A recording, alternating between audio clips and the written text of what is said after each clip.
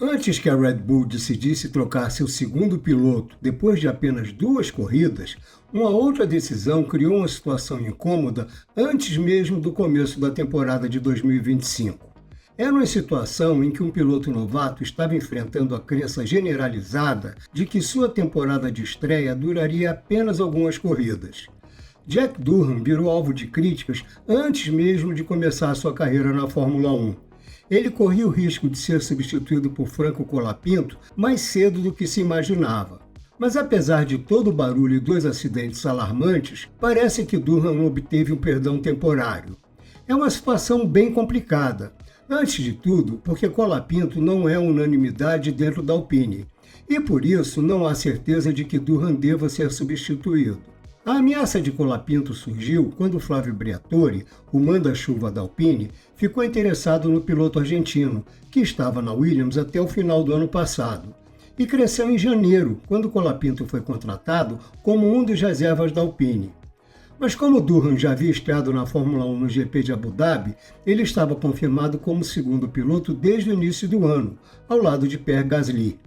A chegada de Colapinto causou o que o diretor da equipe, Oliver Oakes, chamou de muito barulho em torno de Durham, e o próprio Oakes admitiu que isso foi causado pela própria equipe. Durham ficou em posição precária, já que o argentino entrou na Alpine como uma possibilidade já para esse ano.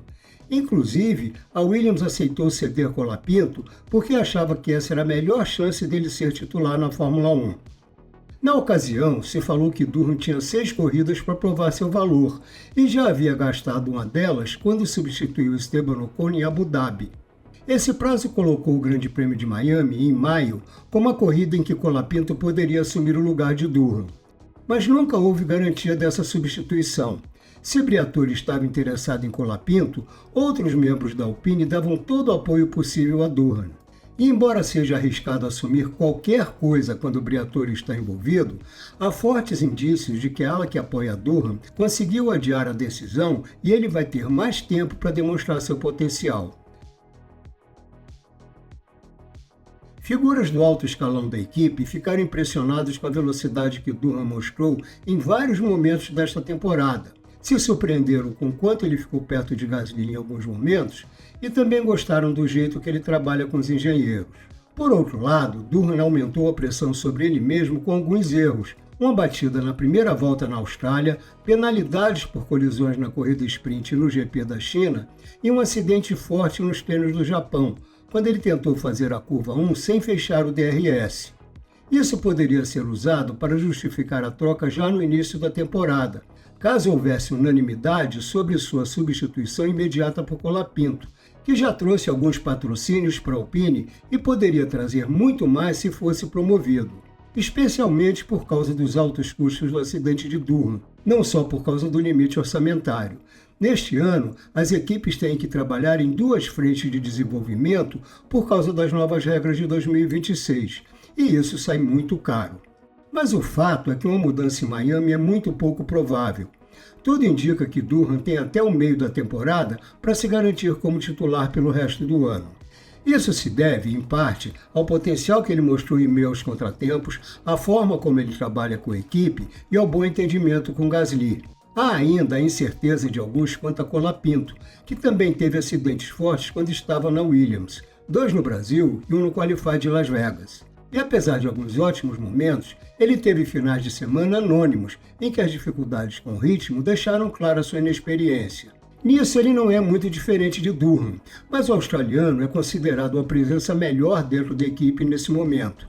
Enquanto o Briatore e o chefe da Renault, Luca de Mel, preferem Colapinto, há uma certa resistência dentro da equipe, porque o argentino não é uma melhora óbvia como piloto, e a principal razão para contratá-lo é a possibilidade dele trazer mais apoio comercial, o que é apenas uma hipótese.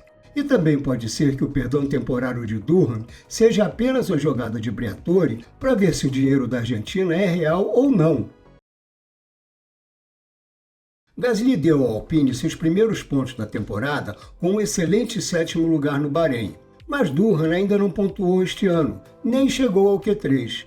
Sua melhor posição de largada foi um 11º lugar e o melhor resultado um 13º. Ele só chamou atenção quando as coisas deram errado. O acidente na primeira volta do GP da Austrália e a batida na curva 1 durante o TL2 de Suzuka são, infelizmente, seus momentos mais marcantes. Mas mesmo assim, a velocidade de Durham é evidente. Ele fez um bom progresso desde os testes de pré-temporada, quando a instabilidade traseira do carro o deixou bem atrás de Gasly. Mas uma pequena mudança no alinhamento das rodas traseiras trouxe a estabilidade que ele queria.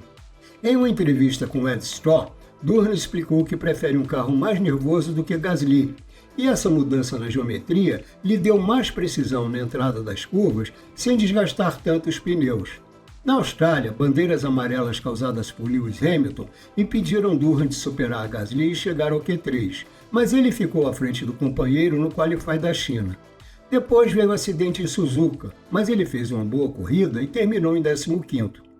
No último fim de semana, no Bahrein, ele não foi tão rápido quanto Gasly, mas não ficou tão atrás.